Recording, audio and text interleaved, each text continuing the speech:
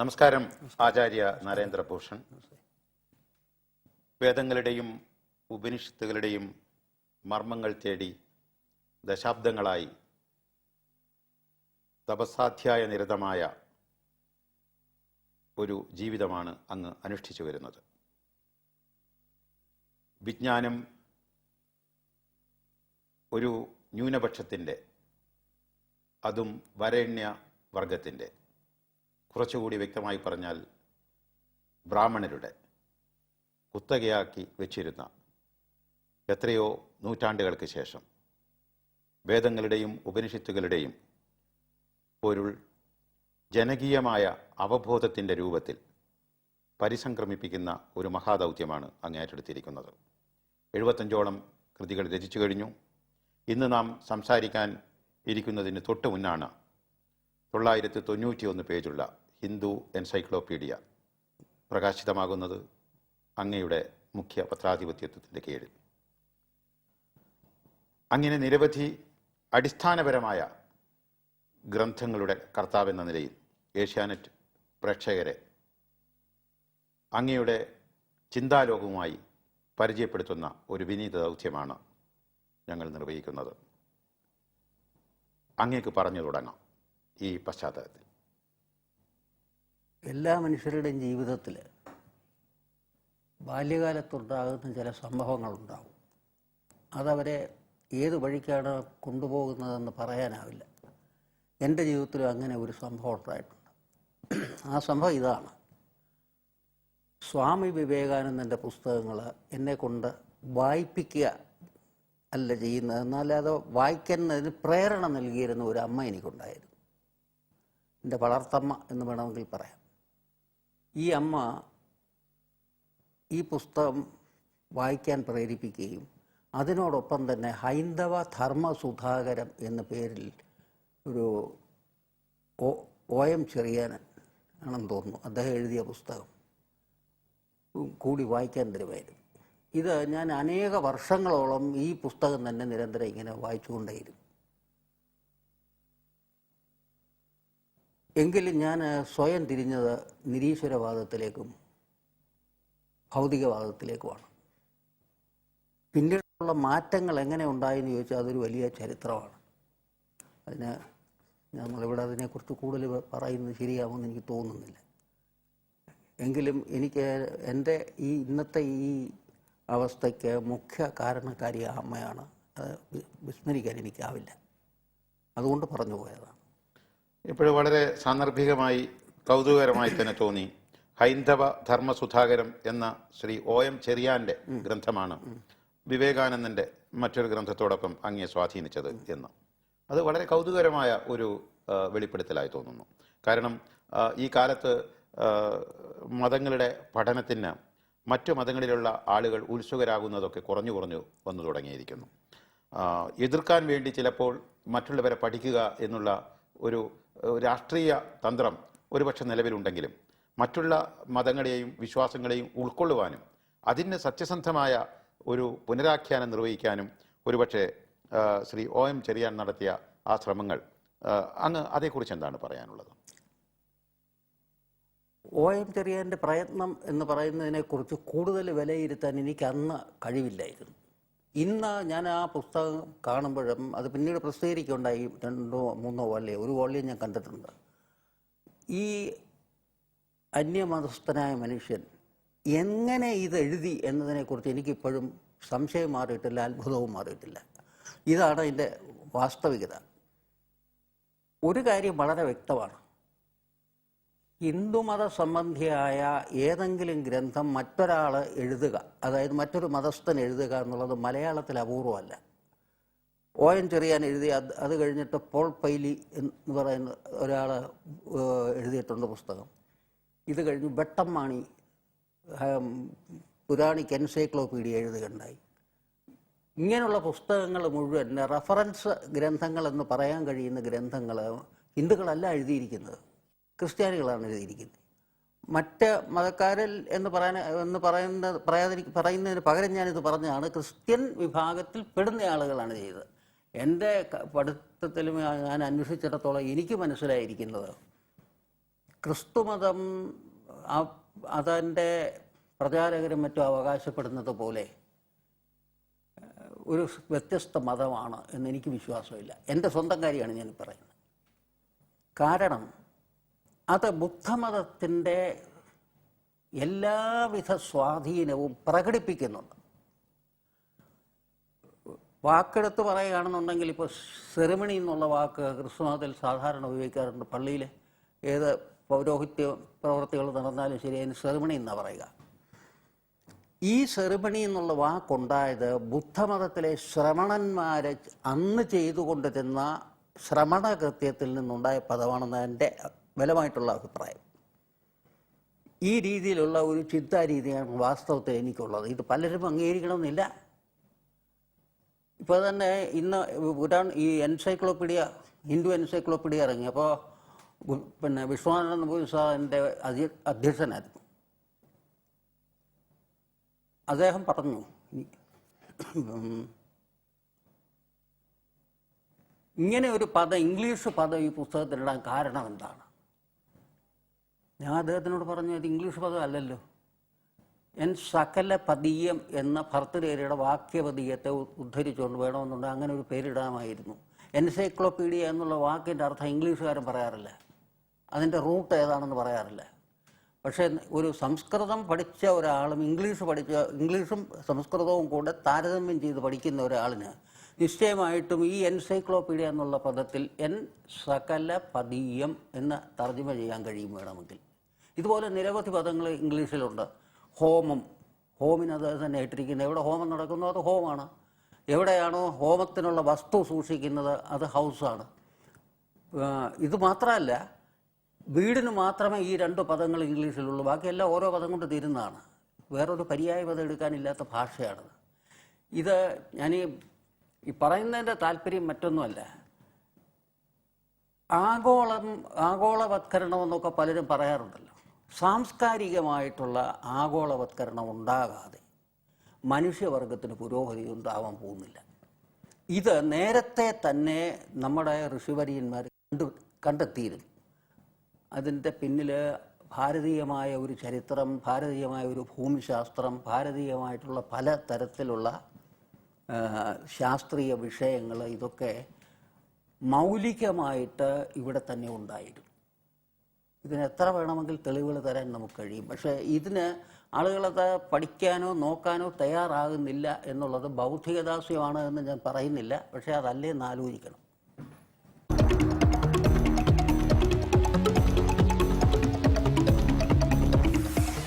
ഇപ്പോൾ ബുദ്ധ മതത്തിൻ്റെ ഒരു തുടർച്ചയോ അല്ലെങ്കിൽ അതുമായിട്ടുള്ള ഒരു പാരസ്പര്യമോ ക്രൈസ്തവ വേദത്തിനുണ്ട് എന്ന് അങ്ങ് സൂചിപ്പിച്ചു. അത് ഞാൻ സാഗൂതം ശ്രദ്ധിക്കുകയായിരുന്നു. ഒരുപക്ഷെ ഈ പ്രപഞ്ചത്തിലെ ഇതുപോലുള്ള എല്ലാ ആശയ പ്രവാഹങ്ങളും വ്യത്യസ്ത ദിശകളിലൂടെയും കാലങ്ങളിലൂടെയും സഞ്ചരിച്ച് പാരസ്പര്യത്തിലൂടെ എല്ലാ നല്ല ചിന്തകളുടെയും പൊതു സ്വഭാവമായി മാറുന്ന ഒരു കാര്യം സംഭവിച്ചേ കൂടായികയില്ല. അങ്ങനെയാണ് ഞാനതിനെ കാണുന്നത്. അത് തീർച്ചയായും അങ്ങയുടെ അഭിപ്രായം കേട്ടപ്പോഴുള്ള ഒരു ശ്രോതാവിൻ്റെ പ്രതികരണം എന്ന് മാത്രം കരുതിയാൽ മതി. ഏതായാലും വേദങ്ങളുടെയും ഉപനിഷത്തുകളുടെയും ജനകീയവത്കരണം എന്നുള്ള ഒരു ദൗത്യമാണ് അങ്ങ് നിറവേറ്റിയത് എന്ന് തോന്നുന്നു. കാരണം ഭാഷ്യം രചിക്കുന്നതിലൂടെയും ഭാഷാന്തരങ്ങൾ സാധിക്കുന്നതിലൂടെയും അതോടൊപ്പം തന്നെ അങ്ങ് ചതുർവേദ സംഹിത എന്നുള്ള ഗ്രന്ഥത്തെക്കുറിച്ച് പറഞ്ഞു. 4 വേദങ്ങളുടെയും പൊതുവായ മൂല്യനിർദ്ധാരണം സാധിക്കുകയായിരിക്കും അതിൻ്റെ ഉദ്ദേശമെന്ന് കരുതുന്നു. അത് ഒരുപക്ഷെ ദേവനാഗരി ഭാഷയിലല്ലാതെ ലോകത്താദ്യമായി ചതുർവേദങ്ങളുടെ ഈ സംഹിത രചിക്കുന്നത് മലയാളത്തിൽ അങ്ങാണ്. അതിൽ മന്ത്രങ്ങൾ മലയാളീകരിച്ചു എന്നൊക്കെ പറയുന്നുണ്ട്. യഥാർത്ഥത്തിൽ മന്ത്രത്തെക്കുറിച്ച് പലപ്പോഴും പൗരോഹിത്യ മേഖലയിൽ നിന്നുണ്ടാകുന്ന അവകാശവാദങ്ങൾ, പ്രത്യേക പദാവലികളുടെ സ്വച്ഛസ്ഫുടമായ ആ ഒരു ഉപയോഗത്തിലൂടെ ചില ഫലങ്ങൾ ഉളവാക്കുക എന്നുള്ളതും അതിൻ്റെ ഒരു കാര്യമുണ്ടല്ലോ. സദ്ഫലങ്ങളായാലും എന്ത് ഫലങ്ങളായാലും. പക്ഷേ ദേവനാഗരിയിൽ നിന്ന് മാറി മലയാളത്തിലേക്ക് മന്ത്രങ്ങൾ വിവർത്തനം ചെയ്യുമ്പോൾ അതിൻ്റെ ഈ ശബ്ദ സംബന്ധമായ തനിമ ചോർന്നു പോകുമോ? അതിൻ്റെ ഫലദായകത്വത്തെ അത് ബാധിക്കുമോ? അതേക്കുറിച്ച് എന്താണ് പറയാനുള്ളത്? മന്ത്രം എന്നുള്ള വാക്ക് തന്നെ നമ്മൾ ഇപ്പോൾ ഉപയോഗിക്കുന്നത് ഒരുതരം അന്ധവിശ്വാസജന്യമായ അർത്ഥത്തിലാണ്. വാസ്തവത്തിൽ അങ്ങനെ ഒരു അർത്ഥം യാസ്കനോ അല്ലെങ്കിൽ വൈദികമായിട്ട് ചിന്തിച്ചിട്ടുള്ള മുനിമാരോ ആരും കൽപ്പിച്ചിട്ടില്ല. 3 വാക്കുകൾ സംസ്കൃത ഭാഷയിലുണ്ട്. അതിന്ന് ആളുകൾ ധാരാളം ആയിട്ട് ഉപയോഗിക്കാറുണ്ട്. അത് ആണ് മന്ത്രം, യന്ത്രം, തന്ത്രം. ഇത് 3 എല്ലാം ഇന്ദ്ര ചേർത്ത് വരുന്ന പദങ്ങളാണ്. ഇതിൻ്റെ അർത്ഥം നമ്മൾ ഉദ്ദേശിക്കുന്നത് പോലെ ഒന്നുമേ അല്ല. മനനം ചെയ്താൽ രക്ഷിക്കുന്നത് ഏതോ അതിൻ്റെ പേരാകുന്നു മന്ത്രം. ഇത് യാസ്കൻ്റെ നിരുക്തിയാണ്. ഇത് നമ്മുടെ ആളുകൾ നോക്കുന്നില്ല. യത്നം കൊണ്ട് മനുഷ്യനെ രക്ഷിക്കുന്നത് ഏതോ അത് യന്ത്രമാകുന്നു. യത്നം അതിൻ്റെ മേൽ ചെയ്യണം എങ്കിലേ അതുകൊണ്ട് പ്രയോജനമുള്ളൂ. അങ്ങനെ ചെയ്യുന്നത് യന്ത്രമാണ്. അതൊരു തകിടിലെഴുതി കഴുത്തേൽ കെട്ടിക്കൊണ്ട് നടന്നാൽ എനിക്കറിയാം എന്താ ഫലം ഉണ്ടാകുന്നുള്ളത്. അതുപോലെ തന്ത്രം എന്നുള്ള വാക്കിൻ്റെ അർത്ഥം ഇത് രണ്ടും ഉപയോഗിച്ച് തനുവിനെ ത്രാണനം ചെയ്യുക, ശരീരത്തെ രക്ഷിക്കുക, ജീവിക്കാൻ പഠിക്കുക. ഇങ്ങനെയുള്ളൊരു സന്ദേശമാണ് ഈ 3 വാക്കുകളിലും യാസ്കനെ പോലുള്ള മുനിമാരൊക്കെ തന്നിട്ടുള്ളത്. എങ്ങനെയാണ് ഇന്നത്തെ ഈ അന്ധവിശ്വാസ ജഡിലമായിട്ടുള്ള അർത്ഥം വന്നത് എന്നതിനെപ്പറ്റി ഞാൻ എന്താ പറയേണ്ടതെന്ന് എനിക്ക് തന്നെ അറിഞ്ഞുകൂടാ. പക്ഷേ നമ്മുടെ വിദ്യാഭ്യാസ മേഖലയിൽ, വീടുകളിൽ ഒന്നും തന്നെ നമ്മുടെ കുഞ്ഞുങ്ങളെ ഇതിനെപ്പറ്റി പറഞ്ഞു പഠിപ്പിക്കാനുള്ള വ്യവസ്ഥ ഇന്നില്ല. അതുപോലെ സൗകര്യങ്ങളുമില്ല. ഇത് ഒന്ന് മാറ്റി ഇതിൻ്റെ വാസ്തവികത എന്താണ് എന്ന് വരും തലമുറയ്ക്ക് ബോധിക്കണം എന്നുള്ള ആഗ്രഹത്തോടു കൂടിയിട്ടാണ് ഞാൻ ഈ പ്രയത്നം, എൻ്റെ ജീവിതം ഞാൻ ഇതിനു വേണ്ടിയിട്ട് വിനിയോഗിക്കാൻ ചെയ്തുകൊണ്ടിരിക്കുന്നതും.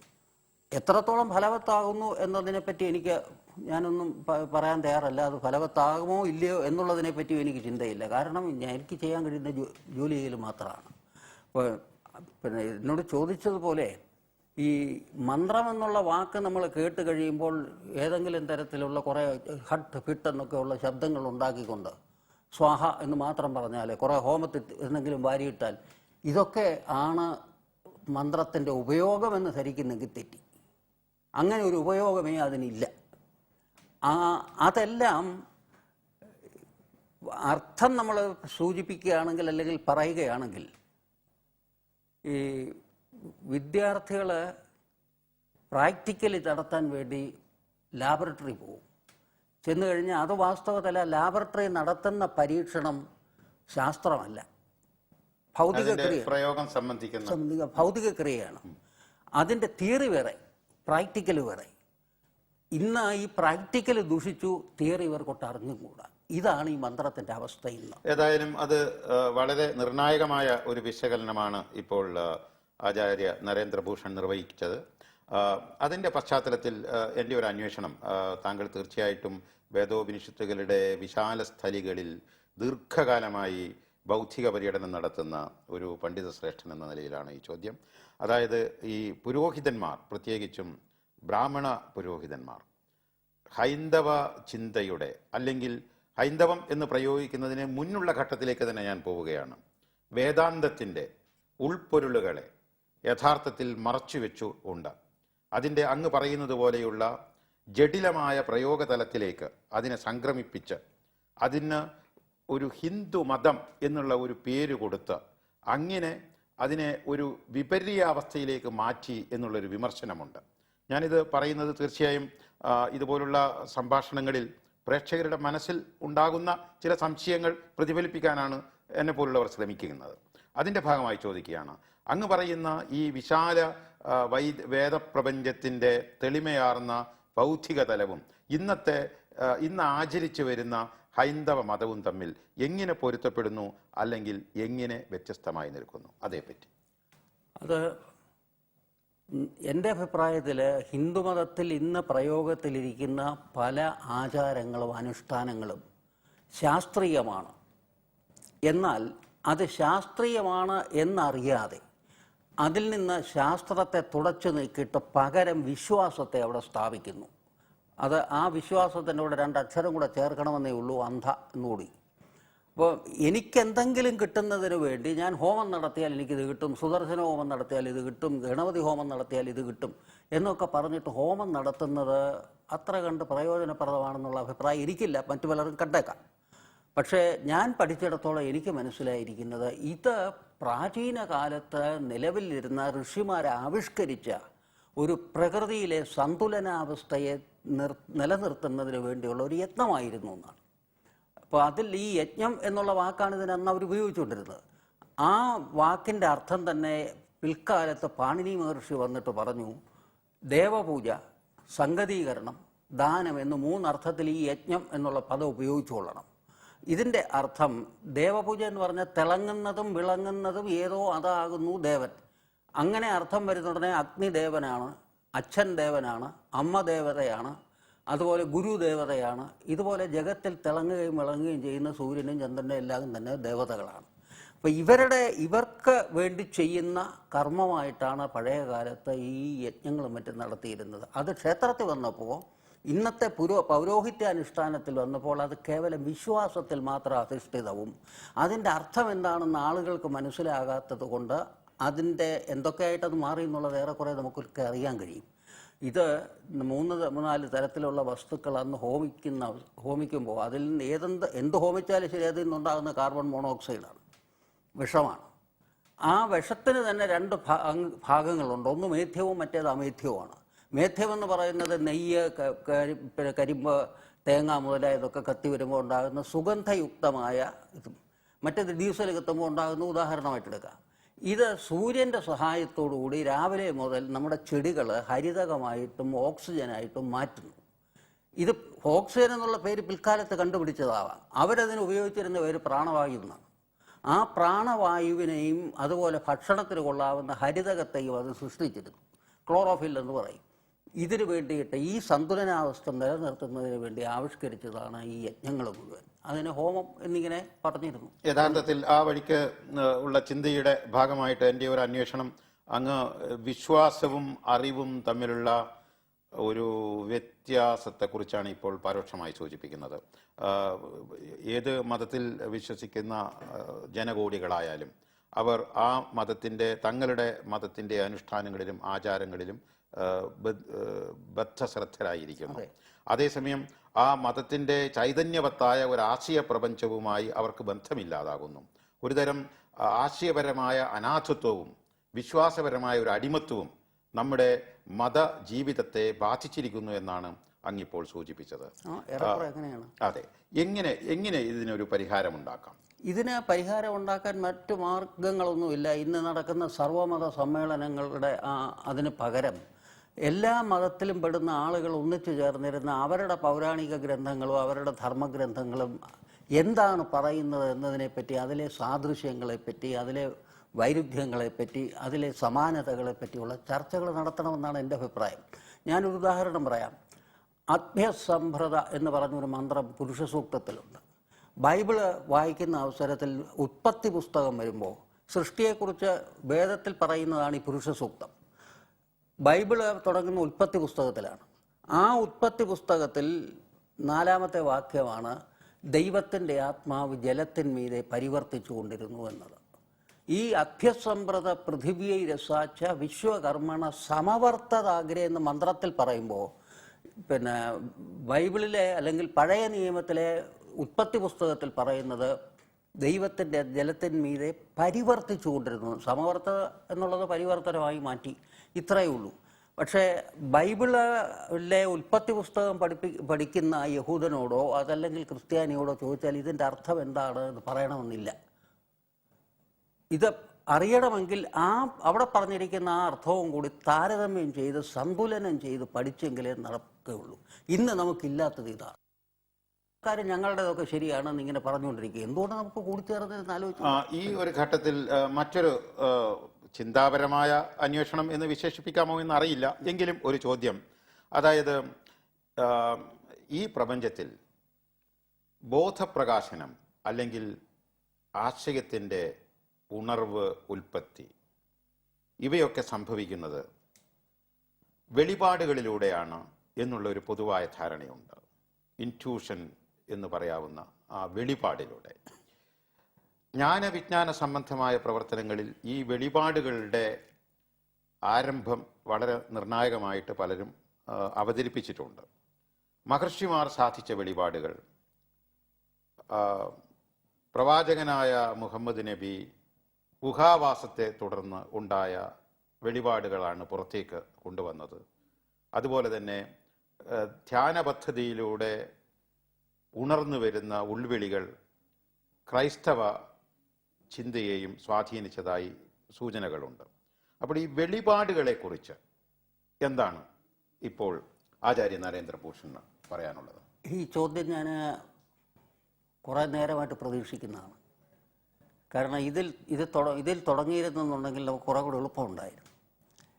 കാരണം ഇതിന് റെവലേഷൻ എന്നാണ് അവർ പറയുക, വെളിപാട് എന്ന് പറയും. അപ്പോൾ ഈ വെളിപാടിന് പിന്നെ വേദത്തിൽ പറയുന്നത് അപൗരുഷേയം എന്നാണ്. അപൗരുഷേയം എങ്കിലേ അത് വെളിപാടാവുകയുള്ളൂ.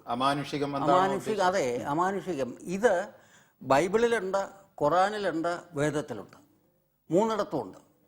അപ്പോൾ അതിൽ വേദത്തിൽ പറയുന്നത് ഋഗ് യജു സാമാനി ജജ്ജിരെ ഛന്ദാംസി ജജ്ജിരെ എന്നുള്ള മന്ത്രം പറഞ്ഞിട്ടാണ്. ഋക്ക യജുസ സാമം എന്നിവ വെളിപാടായി.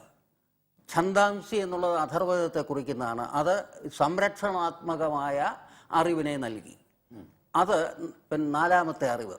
ഈ 4 അറിവുകളെ കൊണ്ടാണ് ആദിയിൽ ബ്രഹ്മാവ് എന്ന് പറയുന്ന ദേവനെ രൂപകൽപ്പന ചെയ്തത്. അപ്പോൾ 4 മുഖം ഉണ്ടായി അതിന്. ബ്രഹ്മാവ് ഇപ്പോഴും 4 മുഖമുണ്ട്. ഇപ്പോൾ എന്ന് മാത്രമല്ല, ബ്രഹ്മാവിൻ്റെ പത്നി സരസ്വതിയാണ്, വിദ്യയുടെ ദേവതയുമാണ്. ഇപ്പോൾ റെവലേഷൻ എന്നുള്ള വാക്ക് അവിടെ നമുക്ക് ആദ്യമേ കാണാൻ കഴിയും. ഒരുപക്ഷെ വളരെ ലളിതമായി പറഞ്ഞാൽ ആദിയിൽ വചനമുണ്ടായി എന്നുള്ള ചൊല്ല്. വചനം ദൈവത്തോടു കൂടിയായിരുന്നു എന്നുകൂടെ അവിടെ ചേർത്ത് പറയുന്നുണ്ട്. ആദിയിൽ വചനം ഉണ്ടായി എന്ന് മാത്രമല്ല, വചനം ദൈവത്തോടു കൂടിയായിരുന്നു. ഇത് തന്നെയാണ് പിന്നെ പത്രോസിന്റെ രണ്ടാം ലേഖനത്തിലെ 18-ാമത്തെ വാക്യത്തിൽ പറയുന്നുണ്ട്. പ്രവചനം ഒരിക്കലും മനുഷ്യന്റെ ഇഷ്ടത്താൽ വന്നതല്ല, പരിശുദ്ധാത്മ നിയോഗം പ്രാപിച്ചിട്ട് മനുഷ്യർ പ്രവചിച്ചതത്രേ എന്ന് പറയുന്നുണ്ട്. അപ്പോൾ അത് പറയുന്നതിൻ്റെ അർത്ഥം വെളിപാടിനെ പുതിയ നിയമത്തിലും സ്വീകരിക്കുന്നു, പഴയ നിയമത്തിലും സ്വീകരിക്കുന്നു, വേദത്തിലും സ്വീകരിക്കുന്നു. ഖുറാൻ്റെ കാര്യം പറയാനുമില്ല. അല്ലാഹുവിൽ നിന്ന് ജിബ്രായേൽ എന്ന ഫരിസ്തയിലൂടെ ഗുഹയിൽ തപസ് ചെയ്തിരുന്ന മുഹമ്മദിൻ്റെ അടുക്കൽ ആയത്തുകളായിട്ട് ഇറക്കിക്കൊടുത്തതാണ് ഖുറാൻ എന്നാണ് അവരുടെ വിശ്വാസം. അപ്പോൾ ഈ അപൗരുഷേയമായ അറിവിനെപ്പറ്റി സൂചിപ്പിക്കാത്ത ഒറ്റ മതവും ദീർഘകാല ലോകത്ത് നിലനിന്നിട്ടില്ല. അതിൽ കൂടുതൽ ശാസ്ത്രീയമായിട്ട് ഞാൻ പഠിച്ചുകൊണ്ടാവാം, എനിക്ക് തോന്നുന്നത് വേദങ്ങളിലാണ് അത് കൂടുതലായിട്ട് സ്പഷ്ടമാക്കിയിരിക്കുന്നത്. റെവലേഷൻ എന്നുള്ള വാക്കും അപൗരുഷേയം എന്നുള്ള വാക്കും ഉപയോഗിച്ചത് അതിലെയാണ്.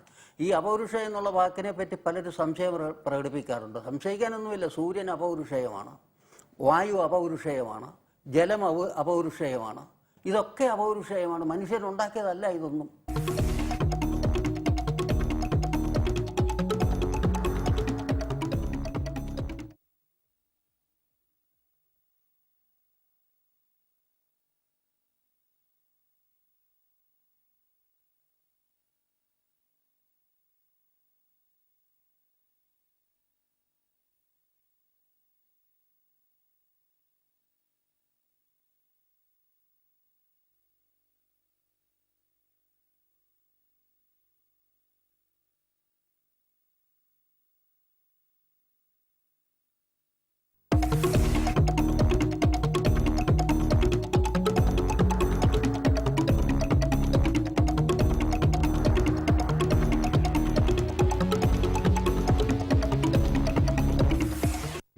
ഈ ബ്രഹ്മാണ്ടത്തിൽ മുഴുവനും സാന്നിധ്യമുള്ള വായു, ശൂന്യാകാശത്തെ സംബന്ധിച്ച ശാസ്ത്രീയ ബോധങ്ങൾ ഉൾക്കൊണ്ടുകൊണ്ട് തന്നെ നമുക്കങ്ങനെ ചിന്തിക്കാം. ആ വായു പ്രാണവായു എന്നുള്ള നിലയിൽ ഉൾക്കൊണ്ട് ജീവൻ നിലനിർത്തുന്ന കോടാനുകോടി ജന്മങ്ങൾ അല്ലെങ്കിൽ ജീവജാലങ്ങൾ. അപ്പോൾ ഈ വായു അഖില ബാന്ധവത്തിൻ്റെ വ്യാപ്തിയായി നമ്മുടെ മുന്നിലുണ്ട്.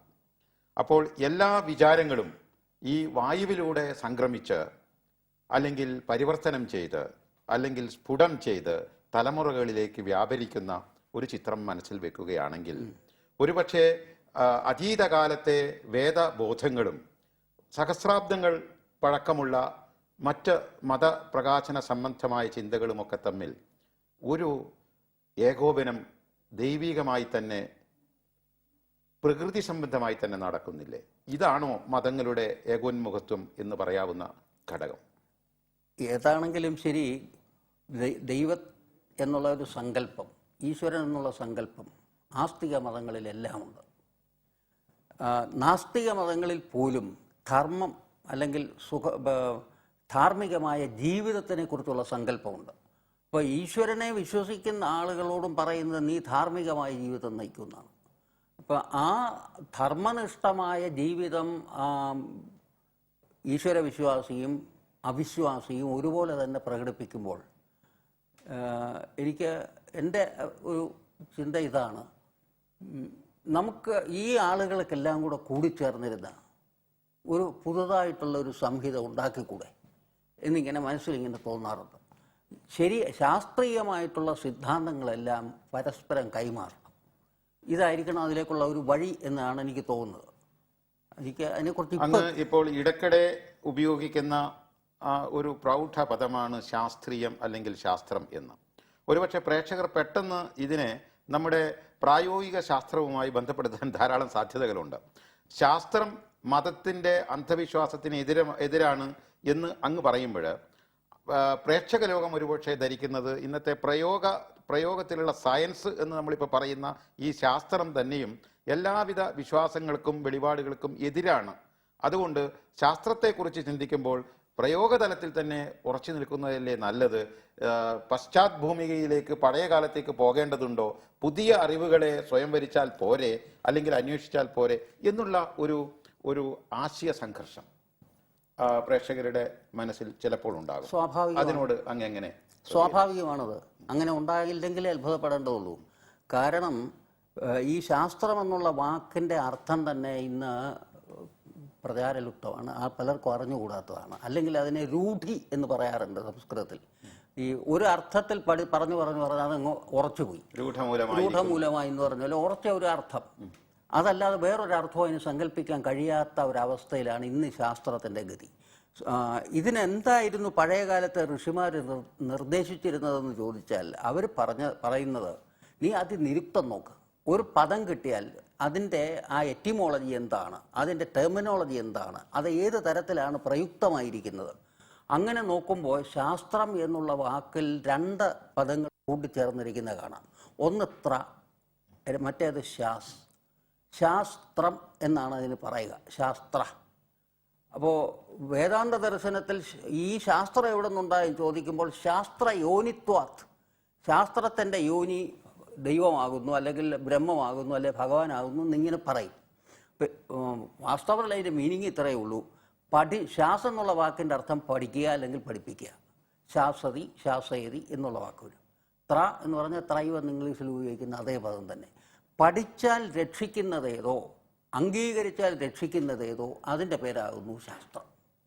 അല്ലാത്തൊന്നും ശാസ്ത്രമല്ല. പൊട്ടാസ്യം പെർമാംഗനേറ്റ് ടെസ്റ്റ് ട്യൂബിൽ ഇട്ടിട്ട് ചൂടാക്കിയതോ ശാസ്ത്രമല്ല. അത് ഒരു പ്രയോഗം എന്നുള്ളതേ ഉള്ളൂ. നമുക്ക് തിരിച്ച് അങ്ങ് സൂചിപ്പിച്ച ചതുർവേദ സംഹിതയിൽ ദേവനാഗരി മന്ത്രങ്ങൾ മലയാളീകരിച്ചതിൻ്റെ കാര്യത്തിലേക്ക് വീണ്ടും പോകാം. അത് ഞാൻ ഒരു ബോധപൂർവമായ ഒരു വ്യതിയാനം നടത്തുകയാണ്. കാരണം ഈ പൗരോഹിത്യ മേൽക്കോയ്മയുടെ പിടിയിൽ അമർന്ന ഹൈന്ദവ മതം, അതിൻ്റെ ജഡില ആചാര സംബന്ധമായ രൂപകൽപ്പനയുള്ള ജാതി, ഐത്തം, തൊട്ടുകൂടായ്മ, ഇങ്ങനെയൊക്കെയുള്ള ആ ഒരു പശ്ചാത്തലം ഓർത്തുകൊണ്ട് നമ്മുടെ ഈ കൊച്ചു കേരളത്തിൽ ശ്രീനാരായണ ഗുരുദേവർ അവതരിപ്പിച്ച ഇതിൻ്റെ ലാളിത്യവൽക്കരണം, അതിൻ്റെ ജനകീയവൽക്കരണം, അത്തരം ഒരു പ്രക്രിയ അങ്ങിപ്പോൾ പറയുന്ന ഈ ഒരു ധർമാനുഷ്ഠാനവുമായി എങ്ങനെ ബന്ധപ്പെടുന്നു? വളരെ കൂടുതൽ ബന്ധപ്പെടുത്തി നമുക്ക് മുന്നോട്ട് പോകാൻ കഴിയുള്ളൂ. എന്തുകൊണ്ടെന്ന് ചോദിച്ചാൽ നാരായണ ഗുരുസ്വാമികൾ പറയുന്ന സിദ്ധാന്തങ്ങൾ പഴയ കാലം മുതലേ പറഞ്ഞുകൊണ്ടിരുന്നതാണ്. അത് എങ്ങനെ അതില്ലാതെയായി എന്നുള്ളതിന് ഞാൻ ആ ശാസ്ത്രത്തിൻ്റെ അർത്ഥം പറഞ്ഞതിൽ നിന്ന് തന്നെ ഇത് മാത്രമല്ല, ഇന്ന് നമുക്ക് നമ്മുടെ കൈവശമുള്ള അറിവുകളിൽ പലതും നമുക്ക് തന്നെ കൈമോശം വന്നിരിക്കുകയാണ്. കൈവശമുള്ളതാണ്, പക്ഷേങ്കിൽ അത് തിരിച്ചും മറിച്ചും നോക്കാൻ നമുക്ക് അറിഞ്ഞുകൂടാ. സാധാരണ നമ്മുടെ നാട്ടിൽ ചിലർ പുസ്തകം വാങ്ങി സൂക്ഷിക്കുന്നത് പോലെയാണത്. ഒരിക്കലും അത് വായിക്കാറില്ല, പ്രദർശനത്തിന് വെച്ചിരിക്കുന്നത് പോലെ. ഞാൻ ശാസ്ത്രജ്ഞനാണ്, എനിക്കിത് ശാസ്ത്രമുണ്ട്, ഇതൊക്കെ ഇങ്ങനെ പറയും. ഒരു ഉദാഹരണം പറയാം. ജാതർവർണ്ണ്യം മയാ സൃഷ്ടം ഗുണകർമ്മ വിഭാഗശ എന്ന് ഗീതയിൽ പറഞ്ഞിട്ടുണ്ട്. അപ്പോൾ ഭഗവാനാണ് ആദ്യം, കൃഷ്ണനാണ് ആദ്യം ജാതർവർണ്ണം ഉണ്ടാക്കിയതെന്ന് പറയും. പക്ഷേ അതിനോട് ചേർന്നുള്ള ആ ഭാഗം പഠിക്കുന്നില്ല. ഗുണകർമ്മ വിഭാഗശ എന്ന് ചേർത്തിട്ടുണ്ട്. ചാതുർവർണ്ണ്യം മയാ സൃഷ്ടം ഗുണകർമ്മ വിഭാഗശ. ആ ഗുണകർമ്മ വിഭാഗശ മറന്നു കളഞ്ഞു. അപ്പോൾ ഈ അതിൻ്റെ ഒറിജിനൽ മീനിങ് എടുക്കണമെങ്കിൽ, മൗലികമായിട്ടുള്ള അർത്ഥം എടുക്കണമെങ്കിൽ നിരുക്തത്തിൽ നോക്കിയെങ്കിലേ പറ്റൂ. ഈ വിദ്യ ഇന്ന് കൈമോശം വന്നു. അത് പിന്നെ വേദം പഠിക്കുന്ന ആളുകളുടെ പക്കൽ നിന്നായാലും ശരി, ഓതിക്കൊന്മാരുടെ കയ്യിൽ നിന്നാണെങ്കിലും ശരി, പുരോഹിതരുടെ കയ്യിൽ നിന്നാണെങ്കിലും ശരി, അവരത് നഷ്ടപ്പെടുത്തി കളയുകയാണ് ചെയ്തത്. ഇപ്പോൾ വർണ്ണം എന്നുള്ള വാക്കിൻ്റെ അർത്ഥം ഭരിക്കുന്നതെന്നാണ്. ഞാൻ ഭരിക്കുന്നതോ അതെൻ്റെ വർണ്ണമാകുന്നു. ഇത് മാത്രമല്ല, ജാതിനാമമേ അല്ല ഈ ബ്രാഹ്മണ ക്ഷത്രിയ ശൂദ്ര എന്ന് പറയുക. ഇപ്പോൾ ശൂദ്രൻ ക്ഷത്രിയനെന്നോ വൈശ്യനെന്നോ ഉള്ള പേരുകളുള്ള ആളുകളുടെ എണ്ണം വളരെ ഇല്ല എന്ന് തന്നെ പറയാം. ബ്രാഹ്മണരാരും തന്നെ മാധവ ബ്രാഹ്മണൻ എന്ന് പേരിടാറില്ല, പിന്നെ കൃഷ്ണൻ ക്ഷത്രിയൻ എന്ന് പേരിടാറില്ല. ഇതുപോലെ മറ്റേ വൈശ്യനെന്നോ ശൂദ്രനെന്നോ പേരിടാറില്ല. ഇത് പഴയ കാലത്ത് ഗുരുകുലങ്ങളിൽ കൊടുത്തിരുന്ന സമാവർത്തന കാലത്ത്, അല്ലെങ്കിൽ ഇന്നത്തെ ഭാഷയെ പറഞ്ഞാൽ കോൺവക്കേഷൻ, ബിരുദദാന ചടങ്ങിൽ കൊടുത്തിരുന്ന ഒരു ഉപാധിയാണ്, അല്ലെങ്കിൽ ബിരുദമാണ്. ഓരോരാളുടെയും പ്രത്യേക കഴിവുകളും ഗുണകർമ്മങ്ങൾ അനുസരിച്ച് അവിടെ നിന്ന് ഇയാൾ എവിടെയാണോ, ഏത് ഗുരുകുലത്തിലാണോ പഠിച്ചിരുന്നത്, ആ ഗുരുവും രാജാവും ആ രാജ്യത്തെ ഭരണവ്യവസ്ഥയും കൂടി ചേർന്ന് അയാൾക്ക് കൊടുത്തിരുന്നതാണ്. ഇതിൽ തോറ്റയാളിനെയാണ് ശുക്ക് ദ്രവിണം, തോറ്റത് കൊണ്ടിരുന്ന് കരയുന്നവൻ, ശോകം കൊണ്ട് ദ്രവിക്കുന്നവൻ എന്ന അർത്ഥത്തിൽ ശൂദ്രനായത്. ഇയാളെ വെറുതെ പറഞ്ഞു വിട്ടില്ല സമൂഹത്തിൽ നിന്ന്. ബ്രാഹ്മണൻ്റെ ക്ലാസ്സിൽ പഠിച്ച് തോക്കാൻ യോഗ്യനാകാൻ കഴിവുള്ള ഒരാളിനെ ബ്രാഹ്മണൻ്റെ ശൂദ്രനായിട്ട് വെച്ചു, സേവകനായിട്ട് വെച്ചു. കമ്പൗണ്ടേഴ്സ് പോലെ ഡോക്ടറല്ല കമ്പൗണ്ടർ, കമ്പൗണ്ടറല്ല ഡോക്ടർ. പക്ഷേ ഇവർ രണ്ടുപേരും കൂടെ ചേരുമ്പോൾ രോഗിക്ക് രക്ഷ. ഏതായാലും ആ വഴിക്കുള്ള ചിന്ത മിക്കവാറും വ്യക്തമായിരിക്കുന്നു. അതായത് ഗുണകർമ്മ സംബന്ധമായ ഒരു സൗകര്യത്തിന് വേണ്ടി അതിന്റെ ഗുണകർമ്മ ലക്ഷണ സംബന്ധമായ ഒരു വകതിരിവ്, അതാണ് പിന്നീട് ജാതിയായി ജഡിലമായി ഭവിച്ചത് എന്നുള്ള രീതിയിൽ. കൃഷ്ണനാമം ഇപ്പോൾ പരോക്ഷമായി അങ്ങ് ഇപ്പോൾ ഇവിടെ ഉരുവിട്ടു. അതുകൊണ്ട് തീർച്ചയായും വേദങ്ങളുടെയും ഉപനിഷത്തുകളുടെയും വിശാല സ്ഥലികളിൽ സഞ്ചരിക്കുമ്പോൾ പുരാണങ്ങളും അങ്ങയുടെ ശ്രദ്ധയിൽ തീർച്ചയായും പഠന വിഷയമായിട്ടുണ്ടാകും. അപ്പോൾ അത് ഇതുപോലുള്ള അഭിമുഖ സംഭാഷണങ്ങളെ ഏറ്റവും പുതിയ കാര്യങ്ങളുമായി ബന്ധപ്പെടുത്തേണ്ടുന്ന ഒരു പ്രവണതയുണ്ടാകും മാധ്യമപ്രവർത്തകർക്ക്. അതിൻ്റെ ഭാഗമായി ഈ ശ്രീ രവിശങ്കർ ശ്രീകൃഷ്ണൻ ആദ്യത്തെ കമ്മ്യൂണിസ്റ്റാണ് എന്നുള്ള ഒരു പ്രസ്താവന ഈയിടെ നടത്തി. എന്ത് തോന്നുന്നു? എനിക്ക് അതിനെപ്പറ്റി വിശേഷിച്ചൊന്നും പറയാനില്ല. കമ്മ്യൂണിസ്റ്റാണെന്ന് പറഞ്ഞാൽ അത് ഇംഗ്ലീഷിലോ അല്ലെങ്കിൽ ഉള്ള മറ്റേതെങ്കിലും ഭാഷയിലുള്ള ഒരു പദം, അതിൻ്റെ മീനിങ്ങിനാണ് പ്രാധാന്യം, പദത്തിനല്ല. നേരെ മറിച്ച് രവിശങ്കർ എഴുതുകയായിരുന്നു, ശ്രീകൃഷ്ണൻ ഒരു ആദ്യത്തെ സാമ്യവാദിയായിരുന്നു എന്നെഴുതിയിരുന്നെങ്കിൽ മലയാളികളിൽ തന്നെ പലർക്കും അർത്ഥം മനസ്സിലാവില്ലായിരുന്നു, ശല്യമൊന്നും ഉണ്ടാവുകയില്ലായിരുന്നു. കമ്മ്യൂണിസ്റ്റാണ് എന്ന് പറഞ്ഞപ്പോഴാണ് ഈ ചോദ്യം ഉണ്ടാകുന്നത്. അതിൻ്റെ കാരണം സമത്വവാദം എന്ന അർത്ഥത്തിലാണ് സാമ്യവാദം എന്നുള്ള പദം സംസ്കൃത ഭാഷയിൽ ഈ കമ്മ്യൂണിസം എന്ന് ഇന്ന് നമ്മൾ വ്യവഹരിക്കുന്ന ഇതിന് വന്നു ചേർന്നു. സോഷ്യലിസത്തിന് സമാജവാദം എന്ന് പറയും. അപ്പോൾ അദ്ദേഹം ആദ്യത്തെ കമ്മ്യൂണിസ്റ്റ് ആയിരുന്നു എന്ന് പറഞ്ഞാൽ അതിന് സമഭാവന ഉണ്ടായിരുന്നു എന്നുള്ള ഗുണകർമ്മ വിഭാഗശ ആ മനുഷ്യരെ വേർതിരിക്കുന്നത് സമാനമായിട്ട് തന്നെയായിരുന്നു, ബുദ്ധിക്ക് തക്കതുപോലെ യോഗ്യതയ്ക്ക് തക്കതുപോലെ എന്നുള്ള അർത്ഥത്തിൽ വേണം നമ്മളത് എടുക്കാൻ. അതുകൊണ്ട് ആ കമ്മ്യൂണിസ്റ്റ് എന്നുള്ള പദത്തിന് വരെ സാമ്യവാദി എന്ന് വെച്ചാൽ ശരിയാവും. ഇത്രയേ ഉള്ളൂ.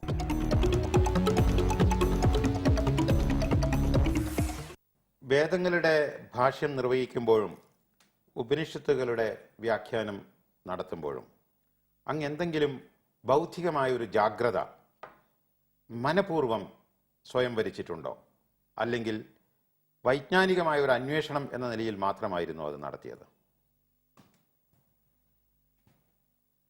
വൈജ്ഞാനികമായ ഒരു അന്വേഷണം എന്ന് മാത്രമല്ല,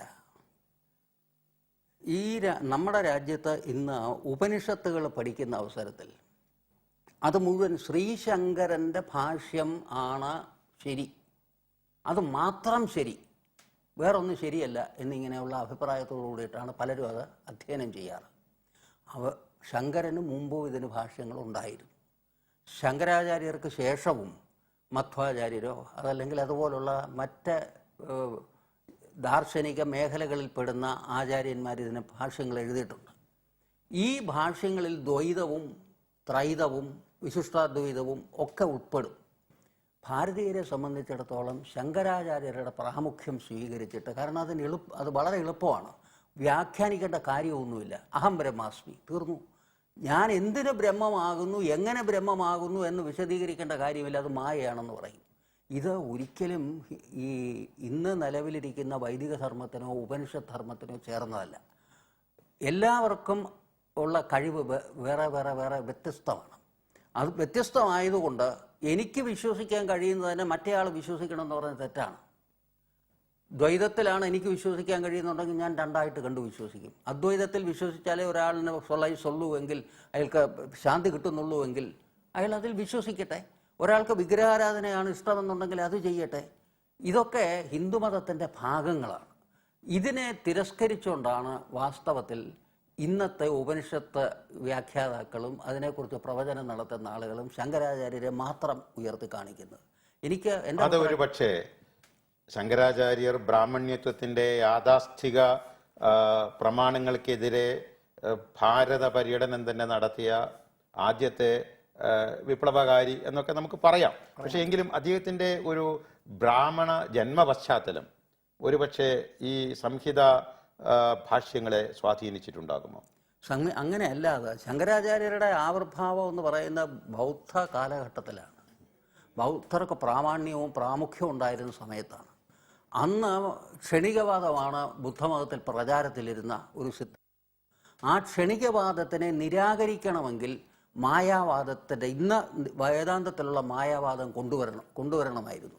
ശങ്കരാചാര്യരെ പോലെ ധിഷണാശാലിയായ ഒരാളിന് ഒരിക്കലും അതിന് വിഷമം ഉണ്ടായില്ല. അദ്ദേഹം അത് കൊണ്ടുവരേണ്ട രീതിയിൽ കൊണ്ടുവന്ന ബുദ്ധമത ഖണ്ഡനം നടത്തുകയാണ് ചെയ്തത്. ബുദ്ധ ജൈന മതങ്ങളുടെ സിദ്ധാന്തങ്ങൾ. ഒരു അന്വേഷണം ഈ മായാവാദത്തെക്കുറിച്ച് പ്രേക്ഷകർക്ക് വേണ്ടി ലളിതമായി, കാരണം അത് ഒരു ഫലപ്രദമായ ഉപാധിയായി ശങ്കരാചാര്യർ ഉപയോഗിച്ചിരുന്നെങ്കിൽ എന്നുള്ള ഒരു പരോക്ഷ സൂചന അങ്ങയുടെ വാക്കുകളിലുണ്ട്. ഈ മായാവാദത്തിന്റെ ഒരു ലക്ഷണം അല്ലെങ്കിൽ അതിൻ്റെ ഒരു സ്വഭാവം ഒന്ന് ലളിതവൽക്കരിക്കാമോ? മായാവാദം എന്ന് സാധാരണഗതിയിൽ ഇന്ന് മനസ്സിലാക്കുന്നത് ഈ ലോകം മുഴുവൻ കള്ളമാണെന്നാണ്. പക്ഷേ അങ്ങനെ ഒരർത്ഥമേ നമ്മുടെ സംഹിതകളിലോ ഉപനിഷത്തുകളിലോ ദർശനങ്ങളിലോ എങ്ങും തന്നെ ഉപയോഗിച്ചിട്ടില്ല. ഋഗ്വേദത്തിൽ 14 തവണ മായ എന്നുള്ള പദം ഉപയോഗിച്ചിട്ടുണ്ട്. ഇന്ദ്രസ്യ മായ എന്നാണ്. മായ എന്നുള്ള വാക്കിന് വാസ്തവത്തിൽ വൈദികമായിട്ടുള്ള അർത്ഥം ഋഷിമാർ പറഞ്ഞിട്ടുള്ളത് ഏതൊന്നാണോ കാലത്തിനെ ആസ്പദമാക്കിയിരിക്കുന്നത്. അതിൻ്റെ താല്പര്യം ഇതാണ്.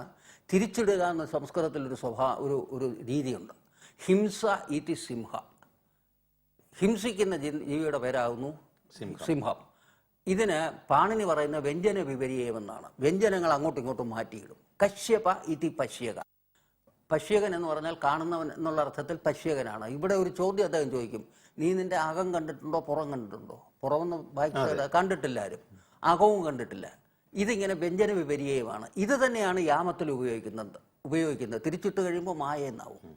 കാലത്തിൽ വ്യാപൃതമായിരിക്കുന്ന ജീവാത്മാവിന് അതിൻ്റെ ആ ജീവിതകാലത്ത് ഈ ജഗത്തിൽ കാണുന്നതൊക്കെ മായയാണ്. മറ്റൊരർത്ഥത്തിൽ പറഞ്ഞാൽ കാലസംബന്ധമായ സത്യാവസ്ഥയാണ് മായ. അങ്ങ് പറയുന്നതിന്റെ പൊരുൾ അതാണെന്ന് തോന്നുന്നു. അപ്പോൾ മായ എന്ന് ഈ ജഗത്ത് മുഴുവനും മായയാണ് എന്നൊക്കെയുള്ള ചില പ്രസ്താവനകളുടെ അർത്ഥശൂന്യതയാണ്. അത് ഒന്നുകൂടി വ്യക്തമാക്കാനാണ് ഞാൻ ആ വഴിക്ക് ചോദ്യം ഉന്നയിച്ചത്. ഇപ്പോൾ ഉപനിഷത്തുകളുടെയും വേദങ്ങളുടെയും അതിൻ്റെ ഭാഷ്യങ്ങളിലെ ബൗദ്ധികമായ വ്യത്യസ്ത തലങ്ങളെക്കുറിച്ചൊക്കെ സംസാരിക്കുമ്പോൾ കാലികമായ ഒരു ചോദ്യത്തിന് പ്രസക്തി ഉണ്ടെന്ന് തോന്നുന്നു. ഡോക്ടർ സുകുമാർ അഴീക്കോടിൻ്റെ തത്വമസി ഗ്രന്ഥം, അതേക്കുറിച്ച് ഈ പശ്ചാത്തലത്തിൽ ഒരു സമകാലീന മലയാളി എന്ന നിലയിൽ എന്താണ് അങ്ങയുടെ വിലയിരുത്തൽ? എൻ്റെ അഭിപ്രായം അദ്ദേഹം ചെയ്തത് ഏറ്റവും നല്ല ഒരു ജോലിയാണെന്നാണ്. കാരണം സുകുമാർ അഴീക്കോടല്ല നരേന്ദ്രഭൂഷണാണ് ആ പുസ്തകം എഴുതിയതെങ്കിൽ ഇത്രയും പതിപ്പുകൾ വിൽക്കാൻ സാധ്യമല്ല. കാരണം അദ്ദേഹത്തിൻ്റെ ആ മഹിമ നിമിത്തം നമ്മുടെ ചെറുപ്പക്കാരും മറ്റുള്ള ആളുകളും ആ പുസ്തകം വാങ്ങിച്ചു. അതിലെ എന്ത് തെറ്റുണ്ട് എന്ത് ശരിയുണ്ട് എന്നുള്ളതല്ല ഇതിനകത്ത് ഇവിടുന്ന് നമ്മൾ നോക്കേണ്ടത്. അത് എത്രത്തോളം അത് ശരിയാണ് ഇതൊന്നുമല്ല.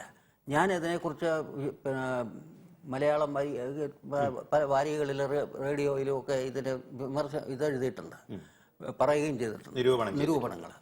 അപ്പോൾ ആ പുസ്തകം നിശ്ചയമായിട്ടും നമ്മുടെ ചെറുപ്പക്കാരെ ഈ വഴിക്ക് ചിന്തിക്കാൻ, അതായത് തത്വമസി എന്താണ് എന്നതിനെപ്പറ്റി ചിന്തിക്കാൻ കൊണ്ടുപോയിട്ടുണ്ട്. ഇപ്പം തത്വമസി എന്നുള്ളതിന് മലയാളത്തിൽ പലരും എഴുതാറുള്ള തത്വമസി എന്നാണ്. രണ്ട് താ എഴുതി ഇത്തായാക്കണമെന്ന് പറയാൻ ഇന്ന് നമ്മുടെ നാട്ടിലെ ആളുകളില്ല. ശബരിമലയുടെ മുമ്പിൽ തത്വമസി എന്നുള്ളത് രണ്ടാ എഴുതിയിരുന്നത് വളരെ അടുത്ത കാലത്താണ് അങ്ങനെ ആക്കിയത്. നേരത്തെ ഒരു തായേ ഉണ്ടായിരുന്നുള്ളൂ. അത് തത് വമസി എന്നാവും. അത് നീ ഛർദിക്കുന്നു എന്നാവും അതിൻ്റെ അർത്ഥം, ഇരട്ട എഴുതിയിട്ടില്ലെങ്കിൽ. അപ്പോൾ അവിടെ തത്ത് വമസിന്നേ വരൂ, അതിന് പകരം തത്ത് തോമ അസി എന്നാകണം. അപ്പോൾ അദ്ദേഹം ആ തത്വമസി എന്നുള്ളത് ഈ ഇത്താ തന്നെ എഴുതി പ്രസിദ്ധീകരിച്ചപ്പോൾ പലരും അത് തിരുത്താൻ തുടങ്ങി. ഇങ്ങനെയൊക്കെയുള്ള ഒരുപാട് പ്രയോജനങ്ങൾ വന്നിട്ടുണ്ട്. പക്ഷേ തികച്ചും വൈദികമായിട്ടുള്ള ഒരു കാഴ്ചപ്പാടാണ് സുകുമാർ അഴീക്കോടിൻ്റേത് എന്നെനിക്ക് അഭിപ്രായമില്ല. അങ്ങനെ ആകാൻ വഴിയില്ല താനും. ഈ കാലയളവ് അങ്ങനെയാണ്. അതുകൊണ്ട് ആ കാഴ്ചപ്പാടിലത്തെ എഴുതാതിരുന്നതിനെ കുറ്റം പറയാനുമാവില്ല. ഏതായാലും ഡോക്ടർ സുകുമാർ അഴീക്കോടിനെ പോലെ പ്രശസ്തനായ ഒരു ആചാര്യൻ അതേക്കുറിച്ച് എഴുതിയപ്പോൾ ധാരാളം പേർ അതിൽ ആകൃഷ്ടരായി എന്നും അത് ശ്രദ്ധിച്ചു എന്നും അത് ഗ്രന്ഥകർത്താവിൻ്റെ മഹിമയുടെ ഒരു പ്രതലത്തിൽ അത് കുറച്ചുകൂടി പ്രചാരം നേടിയെന്നുമാണ് ശ്രീ നരേന്ദ്രഭൂഷൺ ഇപ്പോൾ സൂചിപ്പിച്ചത്. യഥാർത്ഥത്തിൽ അങ്ങ് ഒരു 1075 ഗ്രന്ഥങ്ങൾ ഈ വഴിക്ക് എഴുതിയിട്ടുണ്ട്. പല ഗ്രന്ഥങ്ങളുടെയും പേരുകൾ തന്നെ ഗരിമയാർന്ന ആ അന്വേഷണത്തിൻ്റെ പ്രകാശനമായി തോന്നുന്നു. വേണ്ടത്ര പ്രചാരം, അംഗീകാരം, ശ്രദ്ധ കിട്ടിയിട്ടുണ്ടോ? ഇല്ല. അതിനു വേണ്ടിയിട്ട് ഒരിക്കലും യത്നിച്ചിട്ടില്ല എന്നുള്ളതാണ് പ്രധാന കാര്യം. ഇത് തന്നെ ഇപ്പോൾ പലരുടെ നിർബന്ധം കൊണ്ടാണ് നമ്മളിവിടെ ഇരിക്കുന്നത്. ഒരു സാമാന്യ സത്യം മാത്രം. ഇത്രയും കാലമായല്ലോ നമ്മൾ തമ്മിൽ ഇതുവരെ കണ്ടിട്ടില്ല. എനിക്ക് നല്ലതുപോലെ അറിയാൻ ഞാൻ കണ്ടിട്ടുണ്ട്, കേട്ടിട്ടുണ്ട്. ഇതുവരെ ഞാൻ സക്കറിയായെ കണ്ടിട്ടില്ല. ഈ പരലോക പുനർജന്മം എന്നുള്ള പുസ്തകം ബേസ് ചെയ്തിട്ട് അദ്ദേഹം ഒരു നോവൽ എഴുതിയിട്ടുണ്ട്. എന്നെ കാണണമെന്നും പറഞ്ഞിട്ടുണ്ട്. എനിക്ക് പോകാൻ നേരം കിട്ടിയില്ല. ഞാൻ അത്ര ഇക്കാര്യങ്ങളിൽ മുഴുകിയിരിക്കുന്നതിൻ്റെ അല്ല, എനിക്ക് അത്ര താല്പര്യം തോന്നുന്നുള്ളൂ. എന്നെ അങ്ങനെ ഉന്തിത്തള്ളി ആരെങ്കിലും കൊണ്ടുവന്നാൽ വന്നു എന്നുള്ളതേ ഉള്ളൂ. അതുകൊണ്ട് പറ്റുന്ന യഥാർത്ഥത്തിൽ അങ്ങയുടെ ഒരു ഗ്രന്ഥം സാന്ദർഭികമായി ഇപ്പോൾ ഇവിടെയുണ്ട്, പരലോകവും പുനർജന്മവും എന്നുള്ളത്. നമ്മൾ ഈ അഭിമുഖ സംഭാഷണത്തിന്റെ അവസാന ഘട്ടത്തിലാണ്. എന്താണ് ഈ ഗ്രന്ഥം പ്രത്യേകമായി അതിൽ ശ്രദ്ധ കേന്ദ്രീകരിക്കാൻ അങ്ങയെ പ്രേരിപ്പിച്ചതിൻ്റെ പ്രധാന കാരണം ആത്മാവിനെ കൊണ്ട് സംസാരിപ്പിക്കുകയൊക്കെ ചെയ്യുന്ന ഒരു രീതി നമ്മുടെ രാജ്യത്ത് നിലവിൽ വന്നു കഴിഞ്ഞിട്ടുണ്ട്. ഞാനതിൻ്റെ ഒരു അധ്യായത്തിൽ ഇതിനെക്കുറിച്ച് തന്നെയാണ് വിശദീകരിച്ചിരിക്കുന്നത്. ഇങ്ങനെ ആത്മാവ് ഇറങ്ങി വന്ന് വേറൊരു ലോകത്ത് പോയി ഈ ലോകത്തിരിക്കുന്ന ആളുമായിട്ട് സംസാരിക്കുക എന്നുള്ളതൊന്നും നടപ്പുള്ള കാര്യമല്ല. കാരണം നമ്മുടെ ഋഷിമാരിൽ ഏറ്റവും പ്രമുഖനായ വ്യാസൻ്റെ വേദാന്ത ദർശനത്തിൽ അദ്ദേഹം പറഞ്ഞിട്ടുണ്ട്, ഒരു ജീവാത്മാവ് മരിച്ചു കഴിഞ്ഞിട്ട് അതിൻ്റെ പുനർജന്മം, അടുത്ത ജന്മം എടുക്കുന്നതിന് എത്ര സമയമെടുക്കുമെന്ന ചോദ്യത്തിന് അദ്ദേഹത്തിൻ്റെ ഉത്തരം ഇതാണ്: ന അതിചിരേണ വിശേഷാത്, ഒട്ടും താമസമില്ല. തൃണജലൂകവത്ത്, പുൽപ്പുഴു ഒരു പുല്ലിൻ്റെ അറ്റത്ത് നിന്ന് മറ്റേ പുല്ലിലേക്ക് പിടിക്കാൻ എത്ര നേരമെടുക്കും, അത്രയും നേരം മാത്രം.